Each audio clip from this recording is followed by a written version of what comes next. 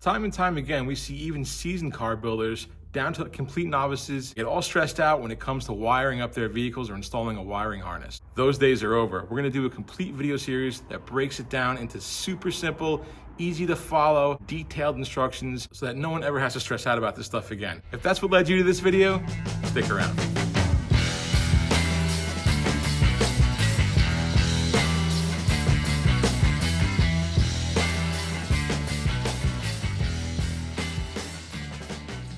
What is up, guys, and welcome back to In the Shop TV. I'm really excited about doing this. We're gonna make this into a whole video series. The goal of this video is not gonna be so that you can copy what I did so you can get through your wiring. The goal of it is gonna be so that you completely understand how to wire a vehicle so that you don't ever have to question anything ever again. But we're gonna make that super simple and really easy to follow so you guys grasp the whole concept.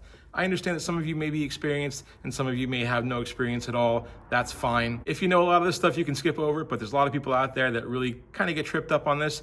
And if I get one person that says, hey man, you know what, I was really hesitant on doing this and I watched your video and I got through it with no problems whatsoever, mission accomplished. So I think to do this properly, we really got to break it down into several different videos. I promise I won't do them all in a row every single week because that can get a little monotonous and boring and you guys want to see the rest of the truck get built too. But I think by breaking it down into separate videos, it'll just really simplify things for people so that you can really grasp the concept a lot better and just compartmentalize each part of it so that you're not getting overwhelmed with too much information at one time. So we're going to go over some tech tips and installation tricks that you need to do. We'll go over some materials that you might need to get this done more efficiently. We'll talk briefly about the wiring harness that we got and the different types of wiring harnesses that are available. And then of course, we'll actually get some work done today instead of just talk about it. What I want to do in this first video is basically mapping this out. What we want to do is get the fuse terminal and the bulk of the harness installed in the vehicle. And then we're going to unravel everything, get everything bundled out, show you how we lay it out nicely. So you get not just a good installation, but a really clean installation as well. That's the bedrock of making your wiring come out really good, is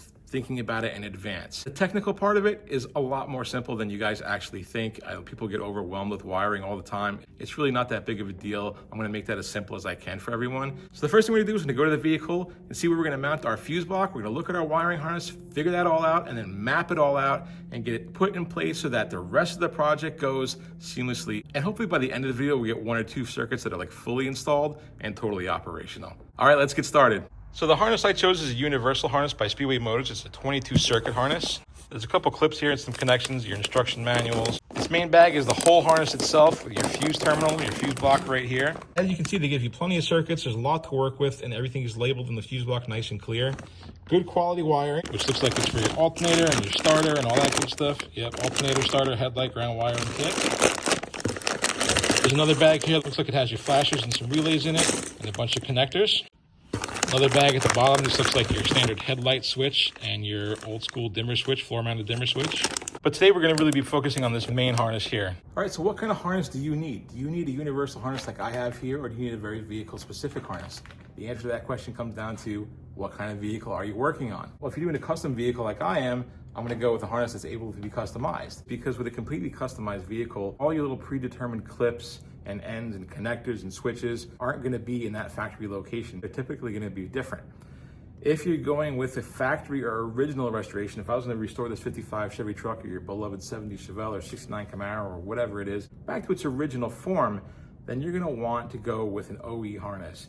Now, there's several companies that make them. I know one of the more popular ones is American Auto Wire. They do make them for the 55 to 59 Chevy truck. The lengths are kind of predetermined to where they need to be on each individual circuit. The benefit to that obviously is the original factor, right? If you're restoring to original, you want your wiring to be just as original as everything else that you're doing. Number two, the benefit to an original harness would be time saving, right? Because everything's been predetermined for you. So you're just kind of like, it's, for lack of a better term, more plug and play.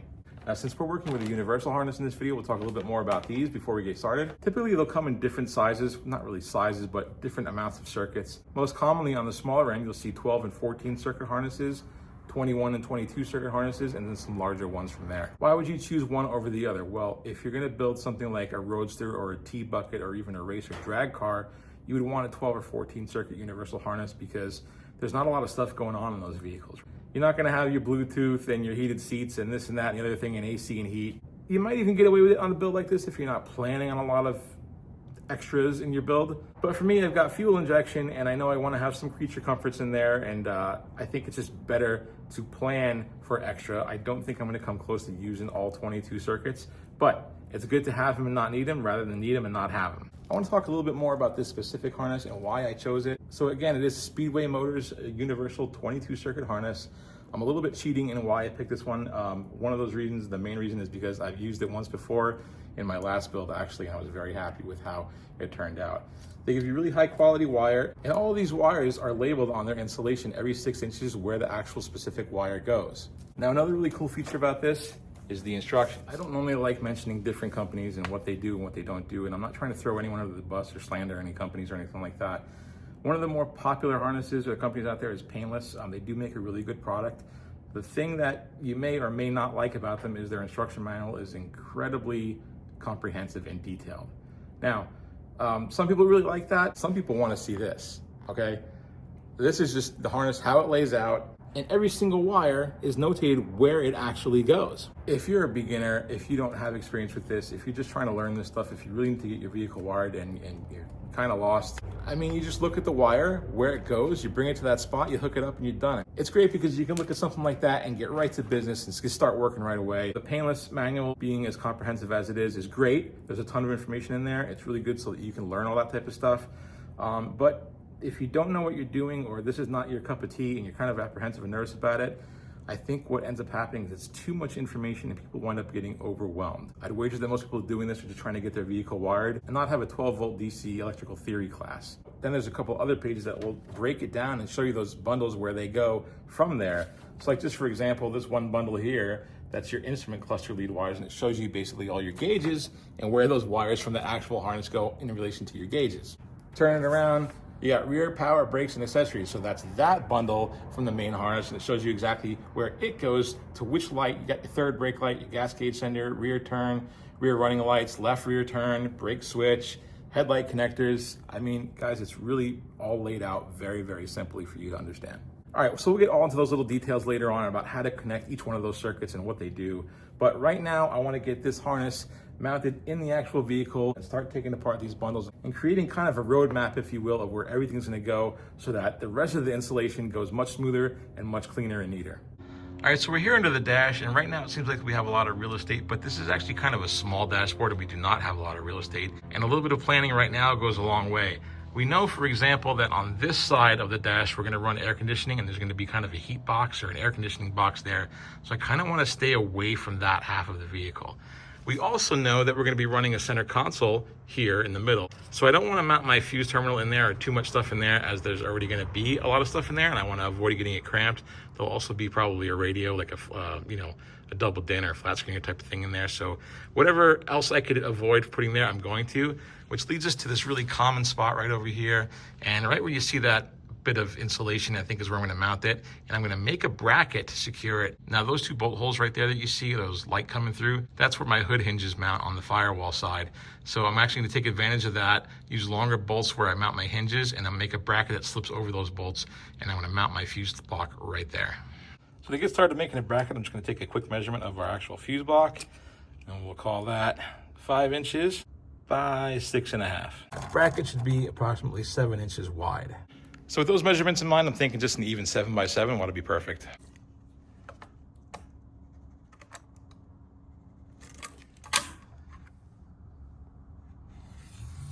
I changed my mind and made it 6 inches because this is a 12-inch piece. If I really screw up, I have another piece.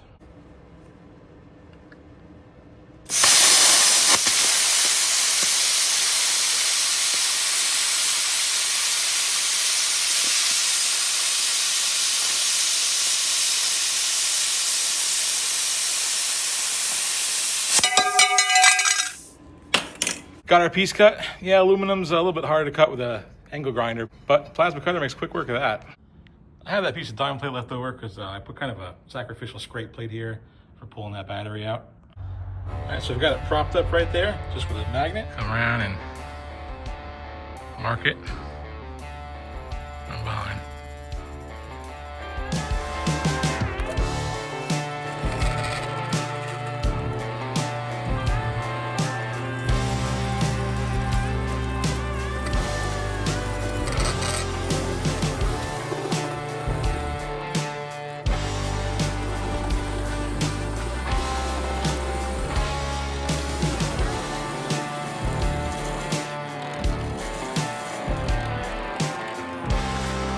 So after drilling out the mounting holes, I just use the scratch awl to mount where the actual holes for the fuse block are going to be.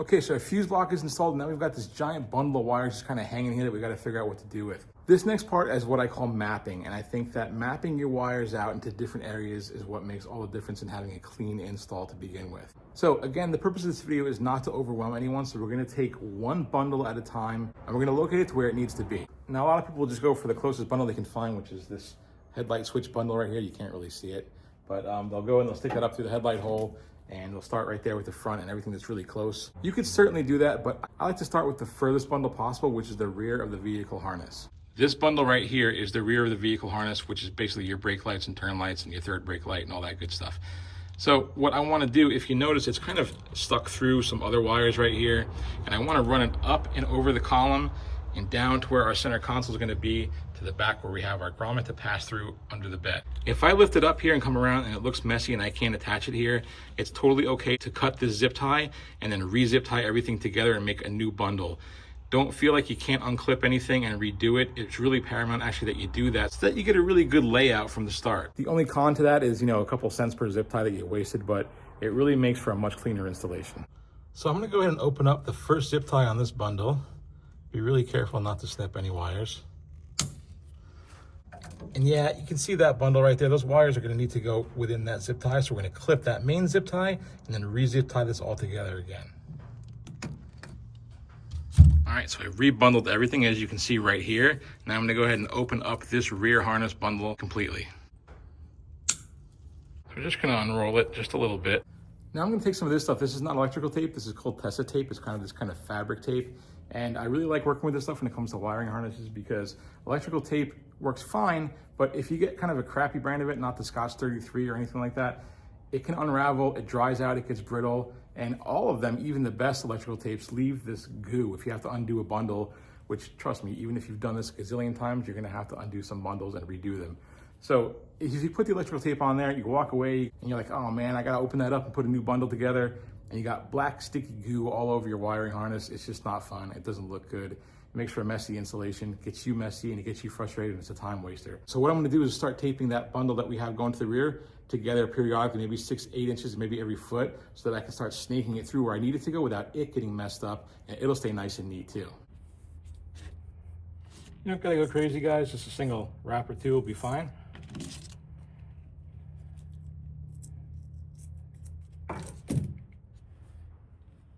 All right, so I'm gonna take this whole bundle now and just kind of thread it up here, up above the steering column. And now our brake pedal, we'll go around the other side and grab it.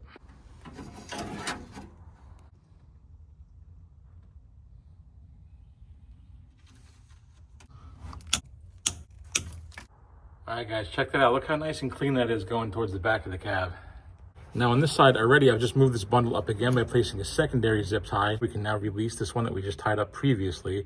And look how nice and neat it is getting up here. Everything's gonna be nice and tidy. So we're gonna have wires sticking down in everyone's view when we get in. Now, just since this one bundle is right here and on the other side of everything else, I'm just gonna snake it up and just put it on top of the fuse block because it's gonna end up in one of these two switch locations.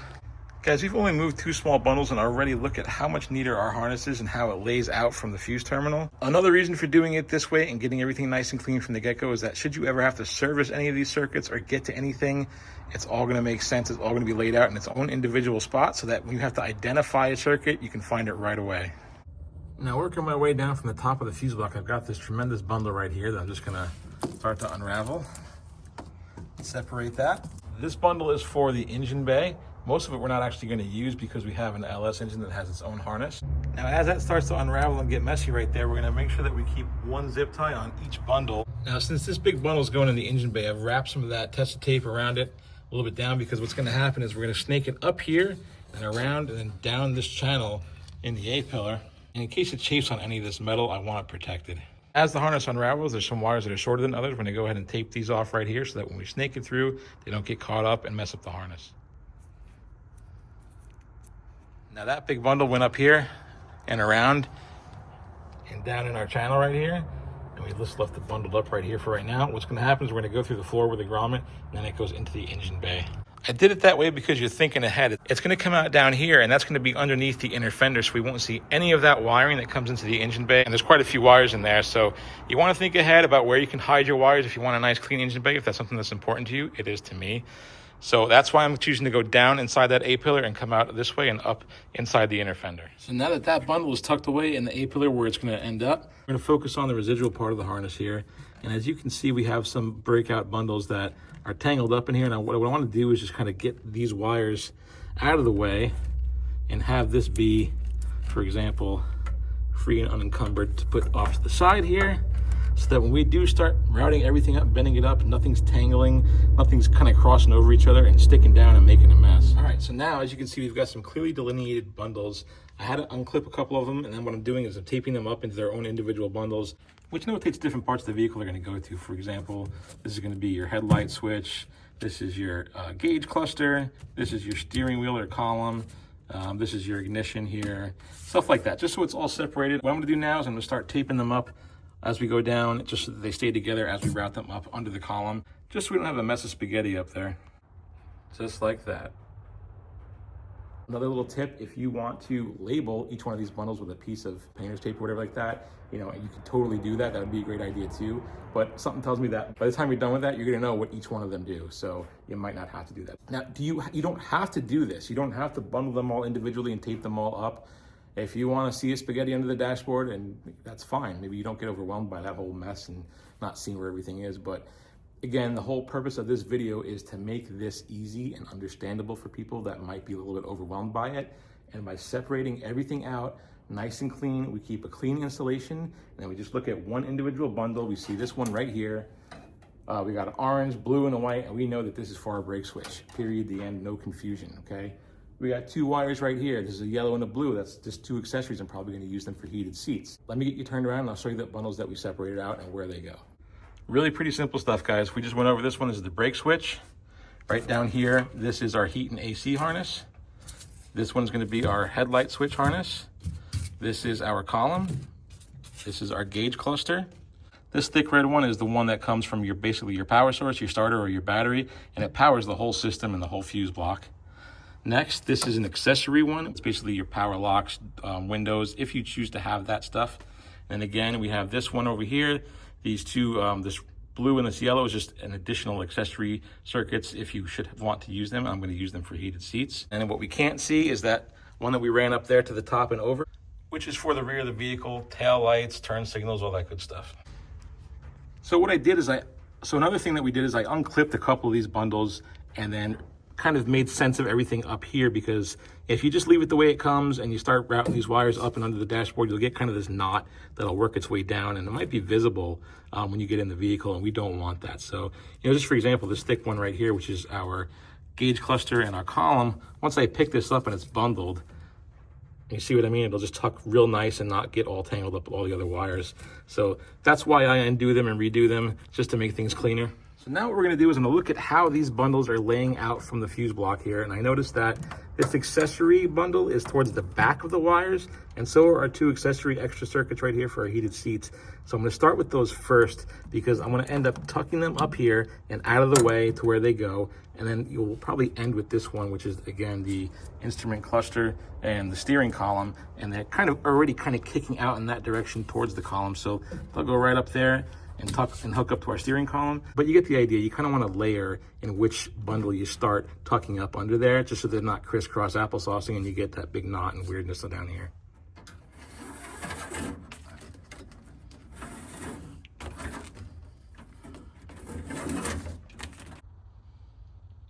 So we're chipping away at it. We got the accessory harness up there, and we attached our horn relay and just kind of rested it on there. We'll get that all bundled up and zip tied in a minute.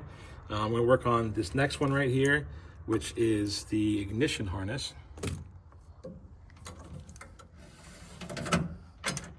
Next, we're gonna grab this bundle, which is the radio, clock, and heater bundle.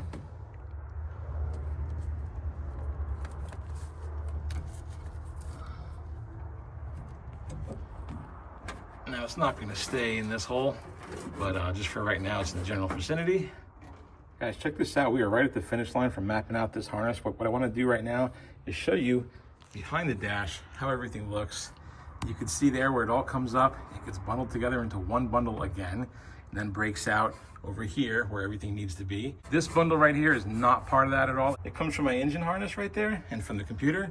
So that's gonna kind of sit there, and I think this next harness is gonna end up being spliced into that eventually, because this all comes from sensors on the engine, whereas this cluster harness here would normally get connected to that, and it loops over to this engine bay harness, which would get connected to your, like, you know, distributor if you had one, and all that type of stuff. So a lot of this is gonna end up just getting spliced into the other harness and not even used actually. But for right now, we're gonna loop it back up, and we're just gonna kind of rest it right here along right next to that other engine harness.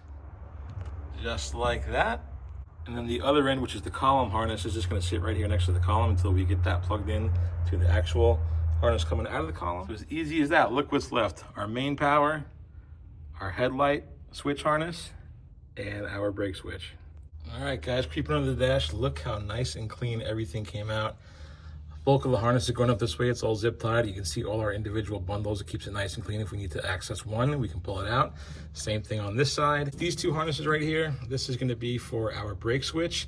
Now we have a master cylinder mounted pressure switch, so we're gonna have to go through the firewall at some point to get to it. And then this is our headlight switch harness, which basically is gonna come right up there. And of course, our steering column harness is just tucked off to the side right next to our steering column. So we have just our main power feed sitting there all lonely by itself. So here we are at seat level, and as you can see, we can't see the harness even if we look down. We can't see the fuse terminal, we can't see any of that stuff. All right, so it's the next day. Our harness is completely installed in the vehicle, and we just got all of our branch circuits ready to go to be individually wired one by one. I promised you guys by the end of the video, I'll try to get to wiring one circuit just so we can get something demonstrated. So let's start with the really cool vintage retro dimmer switch that goes on the floor. And this is what controls your high beams or low beams. Just kind of step on this sucker and it turns on your brights, turns them off, vice versa. So let's get this guy installed and wired up. I think we should get the main power feed hooked up to the fuse block itself. I'm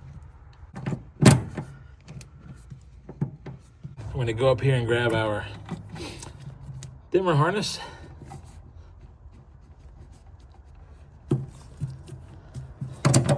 Easy as that, guys. All right, so to wire up that big red chunky wire that powers our entire harness, we're gonna turn to this bag from the Speedway kit, which has these two big red wires in it, and they're meant to go to the starter or your battery terminal, whatever. See them depicted up here at top with the two fusible links. One is a blue fusible link, one is a brown fusible link. Now my battery, my alternator, and my starter are all wired up already, so I'm not gonna have to do that. What I did ahead of time was I took a lead off of my battery terminal and it comes up here into the cab, and I'll show you that in just a second.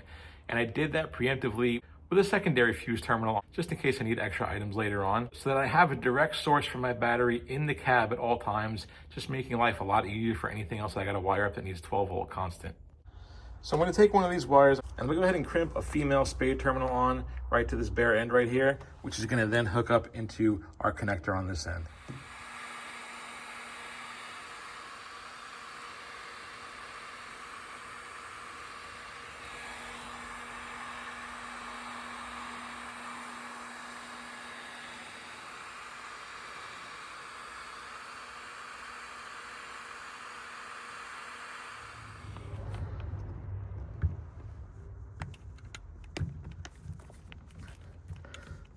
Nice.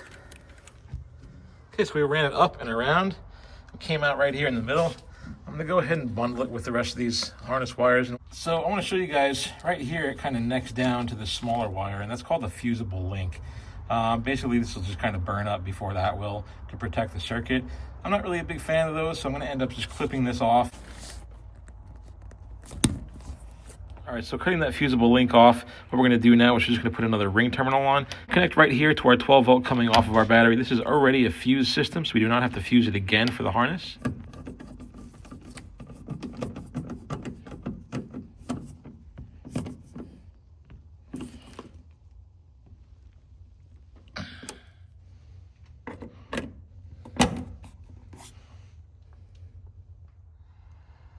All right, so to test this all out, I'm gonna take a lead from my multimeter and put it on the clock fuse spot. I'll put the other probe on this terminal and we'll set it for continuity and make sure that we have some tone. All right, here we go. Bingo. All right, so by doing that, we've ensured that we have a nice solid 12-volt constant connection. We're powering our entire vehicle harness and we're ready to go. One thing you really don't want to do until you start doing individual circuits is don't pop any fuses in that fuse terminal, because then you're going to make the connection and jump over to all these loose wires that we have hanging. God forbid one of them's dangling and touches the body or a body bolt or something that's grounded. So until you make your one entire complete circuit, don't pop that respective fuse and don't pop any fuses in until you have a whole circuit completed. In fact, I decided to disconnect and just leave it there until we're ready myself. So we've got the whole harness in, we've separated it all out, and everything is in its prospective places now. So once we start wiring individual circuits, guys, it's gonna be really, really simple and easy, I promise. This is not overwhelming. I know a lot of people freak out about this stuff. Don't. You saw how simple this was, how nice and clean it came out.